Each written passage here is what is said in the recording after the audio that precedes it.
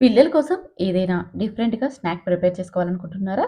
అయితే ఒక్కసారి ఈ రెసిపీని ట్రై చేయండి. చాలా సింపుల్‌గా ప్రిపేర్ చేసుకోవచ్చు. చాలా అంటే చాలా రుచిగా ఉంటుంది. మరింకెందుకు ఆలస్యం ఈ వీడియోని చూసి మీరు కూడా ఒక్కసారి ట్రై చేసిన తర్వాత మీకెలా వచ్చిందో కామెంట్ చేయండి. నేను మీ Suhasini Reddy. Welcome to Suhasini's kitchen.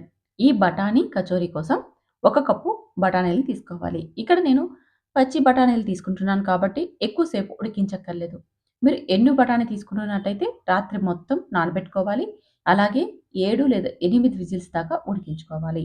ఈ బఠానీలోకి ఒక పావు టీ స్పూన్ ఉప్పును, ఒక గ్లాస్ వాటర్‌ని యాడ్ చేసి 4 లేదా 5 విజిల్స్ వచ్చేదాకా ఉడికించుకోవాలి. ఇవి ఉడికేలోపు కాస్త పెద్దగా ఉన్న ఒక బౌల్ తీసుకొని అందులోకి 1 కప్పు గోధుమ పిండిని వేసుకోవాలి.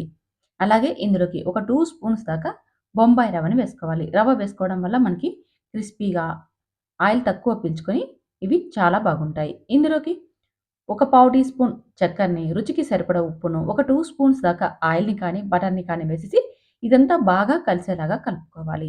పిండి మొత్తం ఒకసారి కలుపుకొని ఇప్పుడు ఇందులోకి కొద్దిగా నీళ్ళని వేసుకుంటూ చపాతీ పిండిలాగా ముద్దగా తడుపుకోవాలి.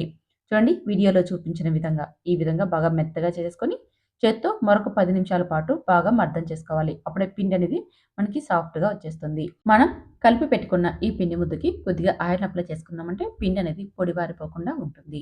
ఇప్పుడు మూత పెట్టేసేసి ఒక 30 నిమిషాల పాటు పక్కన పెట్టుకోవాలి. ఈ పిండి నానేలోపు ఒక మిక్సీ బౌల్ తీసుకొని అందులోకి 4 పచ్చిమిర్చిని, ఒక హాఫ్ ఇంచ్ అల్లంని, ఒక స్పూన్ జీలకర్రని, ఒక రెమ్మ కరివేపాకును వేసి కచ్చా పచ్చాగా గ్రైండ్ చేసుకోవాలి. చూడండి వీడియోలో చూపించిన విధంగా. ఈలోపు మనకి బఠానీలు కూడా ఉడికిపోయాయి. చూడండి ఎంత సాఫ్ట్‌గా ఉడికిపోయాయో. నేనైతే ఇక్కడ 5 విజిల్స్ పెట్టాను. 5 విజిల్స్‌కి మనకి బఠానీ బాగా చక్కగా ఉడికిపోయాయి. ఇప్పుడు నీళ్ళు లేకోకుండా ఒంపేసి పక్కన పెట్టుకోవాలి. ఇప్పుడు స్టవ్ మీద ఒక చిన్న పెనం పెట్టుకొని అందులోకి ఒక 2 స్పూన్స్ ఆయిల్ వేసుకొని ఆయిల్ వేడెక్కిన తర్వాత మనం గ్రైండ్ చేసి పెట్టుకున్నాం కదా! పచ్చిమిర్చి, అల్లం, జీలకర్ర, కరివేపాకు ఆ ముద్దను వేసేసి పచ్చి వాసన పోయేంత వరకు లో ఫ్లేమ్‌లో వేయించుకోవాలి. హై ఫ్లేమ్‌లో పెట్టేసామంటే మనకి ఘాటు వచ్చేస్తుంది. ఇలా లో ఫ్లేమ్‌లో పచ్చి వాసన పోయేంత వరకు వేయించుకొని తర్వాత ఇందులోకి ఉడికించి పెట్టుకున్నాం కదా! బఠానీలను కూడా వేసేసుకొని మరొక 2 లేదా 3 నిమిషాలు ఈ మసాలా అంతా బఠానీకి అంటేలాగా వేయించుకోవాలి. తర్వాత ఇదంతా స్మాష్ చేసుకుంటూ బాగా ఫ్రై చేసుకోవాలి. లో ఫ్లేమ్‌లోకి మంటను యాడ్ చేసేసుకొని ఇలా బఠానీలని స్మాష్ చేసుకోవాలి. పప్పు గిత్తో కానీ లేదా స్మాషర్‌తో కానీ మెత్తగా మెదుపుకుంటూ ఫ్రై చేసుకోవాలి. మనకి అడుగంటుకోకుండా మధ్యలో కలుపుకుంటూ ఇలా స్మాష్ చేసేసుకోవాలి. తర్వాత ఇందులోకి ఒక పావు టీ స్పూన్ గరం మసాలా, పావు టీ స్పూన్ చాట్ మసాలా, అలాగే మరొక పావు టీ స్పూన్ జీలకర్ర పొడి, పావు టీ స్పూన్ చిల్లీ పౌడర్, రుచికి సరిపడా ఉప్పును, కొద్దిగా కొత్తిమీర తరుగును వేసేసి ఇదంతా కలిసేలాగా కలుపుకుంటూ మరొక 5 నిమిషాల పాటు ఫ్రై చేసుకోవాలి. ఈలోపు మనకి మసాలా బాగా ఫ్రై అయిపోతుంది. అలాగే మొత్తం అంతా కూడా బాగా కలిసిపోతుంది. చూస్తున్నారుగా ఈ విధంగా ఒక 5 నిమిషాలు ఫ్రై చేసేసుకొని ఇప్పుడు స్టవ్ మీద నుంచి దించి కొద్దిగా చల్లారనివ్వాలి. ఈలోపు పిండి కూడా మనకి సాఫ్ట్‌గా నానిపోయి ఉంటుంది. ఇప్పుడు పిండి ముద్దని చిన్న పూరి సైజ్ అంతలో తీసుకోవాలి. అంటే ఒక నిమ్మకాయ సైజ్ అంత పిండిని తీసుకొని మంచిగా రౌండ్ షేప్‌లో చేసేసుకోవాలి. ఈ పిండి ముద్దని కాస్త వెడల్పుగా వీడియోలో చూపించిన విధంగా మనం పూరిలాగా ఒత్తేసేసుకోవాలి. ఇప్పుడు మనం బఠానీ చాట్ మసాలాను ప్రిపేర్ చేసుకున్నాం కదా!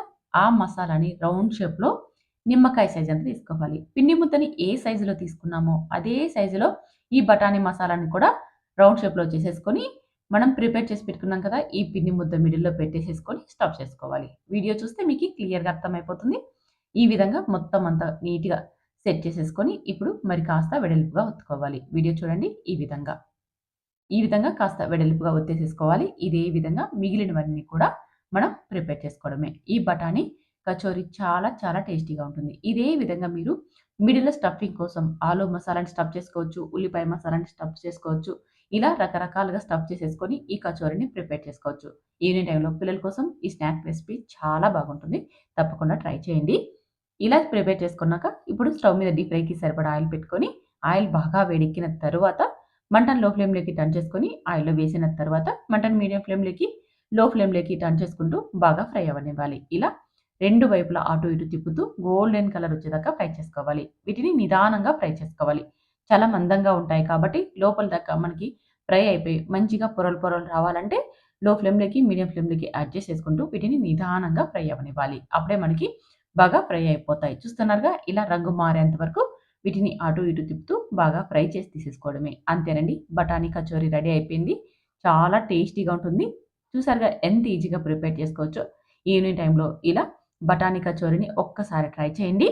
ట్రై చేసిన తర్వాత ఎలా వచ్చిందో కామెంట్ చేయడం మాత్రం అస్సలు మర్చిపోకండి. ఇలాంటి సింపుల్ అండ్ టేస్టీ వంటకాల కోసం మన ఛానల్‌ని సబ్స్క్రైబ్ చేసుకొని ఫాలో అవ్వండి.